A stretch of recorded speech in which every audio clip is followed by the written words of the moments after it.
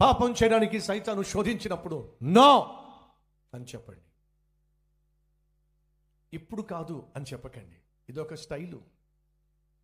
No అని చెప్పటం వేరు, ఇప్పుడు కాదు అని చెప్పటం వేరు. మనలో కొంతమంది మొదట్లో నో అని చెప్పారు, కానీ ఇప్పుడు కానీ అంటున్నాను. ఎరా తాగుదామా, కానీ నైట్ క్లబ్కి వెళ్దామా, నో, అది పోయిన నెల, మరి ఇప్పుడు సరే కానీ అంటున్నాను. బాయ్ ఫ్రెండ్ వచ్చి బయటికి వెళ్దామా, నో, కానీ ఇప్పుడు సరే కానీ. జాగ్రత్త.